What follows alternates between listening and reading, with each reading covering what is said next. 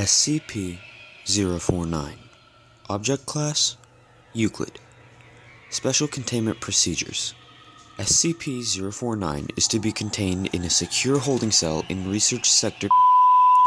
SCP-049 is not to be removed from its cell unless approved by a Level 2 or higher personnel, before which SCP-049 must be heavily sedated.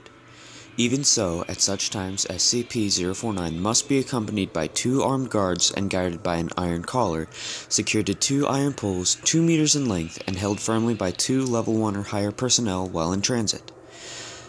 Any experiments performed on SCP-049 must be conducted inside of specifically prepared rooms. SCP-049's cell should be monitored at all times via security camera. Should any abnormal behavior occur, Dr. is to be alerted at once. Description: SCP-049 is humanoid in appearance, standing at 1.9 meters tall and weighing 95.3 kilograms. However, the Foundation is currently incapable of studying its face and body more fully, as it is covered in what appears to be the garb of the traditional plague doctor from 15th to 16th century Europe. This material is actually a part of SCP-049's body, as microscopic and genetic testing show it to be similar in structure to muscle, although it feels much like rough leather and the mask much like ceramic. It was originally discovered in England by local police. Mobile Task Force responded to a suspected outbreak of all citizens within a 0.5 kilometer radius were given Class A amnestics as part of the initial containment procedure. SCP-049 is thought to not speak. See Addendum A-1. Although it seems to understand English perfectly well, and is completely docile until it tries to perform surgery. SCP-049's touch is invariably lethal to humans. After contact with SCP-049's hand, the victim, hereafter referred to as SCP-049-2, suffers and dies within moments. SCP-049 will then attempt to kill all humans it can see in a similar manner, supposedly to avoid interruption, before returning to SCP-049-2. It produces a bag made of containing scalpels, needles, thread, and several vials of an as-yet unidentified substance from somewhere within its body, and begins dissecting SCP-049-2, as well as inserting various chemicals into the body. After approximately 20 minutes, SCP-049 will sew SCP-049-2 back up and will become docile once more. After a period of a few minutes, SCP-049-2 will resume vital signs and appears to reanimate. However, SCP-049-2 seems completely without higher brain functions and will wander aimlessly until it encounters another living human. At that point, SCP-049-2's adrenaline and endorphin levels will increase to approximately 300% as it attempts to kill and any humans it can find before returning to its mindless state and wandering until it comes across more humans.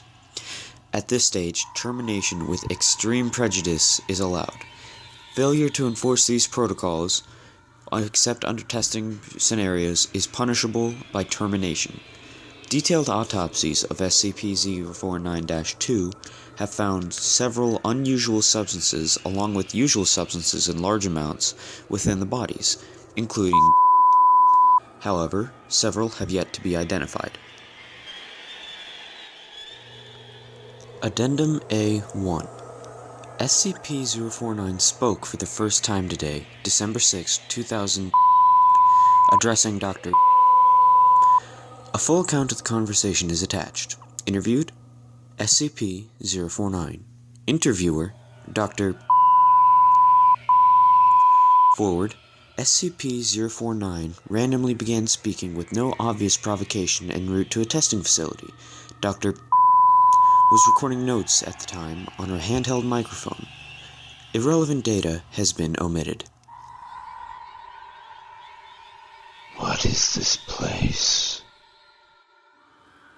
What? It's a laboratory.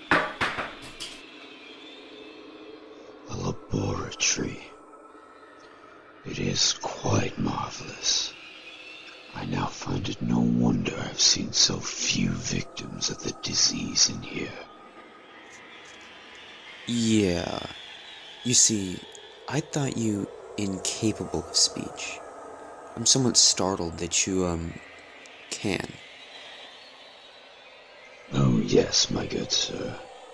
I simply prefer not to. You see, victims of the disease prove to be quite melancholy and do not react at all well to conversation. I've seen you here many times now, and I have not detected the disease in you. Therefore, I assume you're also a doctor. Yes, actually. Call me. But what disease are you talking about? Why, good doctor, the great pestilence, of course.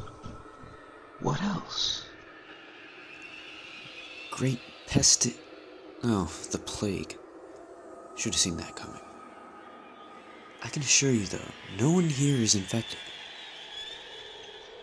Good doctor, I can assure you the pestilence is here. I can sense it.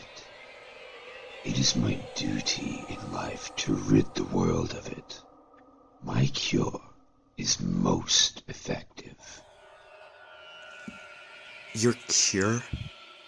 Your cure has cost us hundreds of lives. Your cure is faulty.